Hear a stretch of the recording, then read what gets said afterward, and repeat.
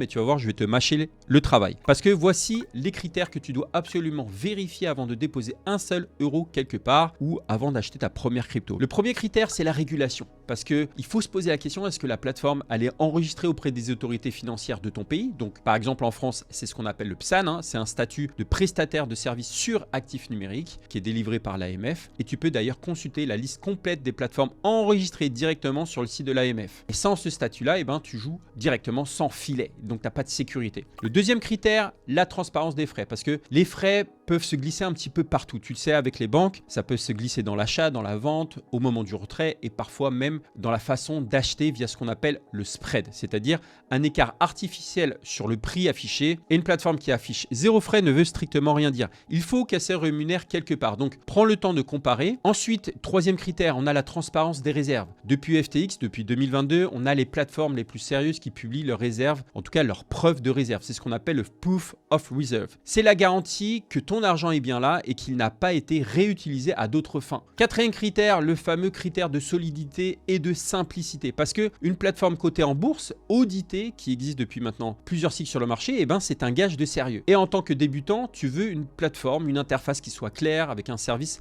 client réactif et qui soit là depuis longtemps. Et les plateformes que je recommande aujourd'hui répondent à tous ces critères-là qu'on a vus. Donc on a Coinbase d'abord qui est coté en bourse, qui est régulé, qui est une référence absolue en termes de sécurité et de transparence. On a également par exemple Swissborg qui est très apprécié en Europe et qui est très simple à prendre en main. On a également Kraken qui est l'une des plus anciennes et des plus fiables du marché. On parle de 2013. Bref, des plateformes, il y en a plein. Tu peux les accumuler, tu peux les essayer bien sûr. Il n'y a pas de limitation, hein. Elles ont toutes leur style, elles ont toutes leur design et toutes celles que je t'ai mentionnées ici, je les utilise personnellement. Donc je ne peux que les recommander parce que je les ai testées et je les ai approuvées. Donc prenons l'exemple de Coinbase qui était ma toute première plateforme d'achat en 2018. On a également Swissborg dont j'adore l'interface, la team et toutes les fonctionnalités hyper sympas comme par exemple le yield qui te permet d'avoir des intérêts sur tes cryptos ou encore Kraken que j'utilise personnellement pour ma société aux États-Unis. Et un dernier conseil sur ce point, une fois que ton capital devient plus conséquent, diversifie sur différentes plateformes et ne mets jamais tous tes actifs au même endroit. Donc exactement, tu l'as compris, comme tu ne mettrais pas toutes tes économies dans une seule banque, répartir sur 2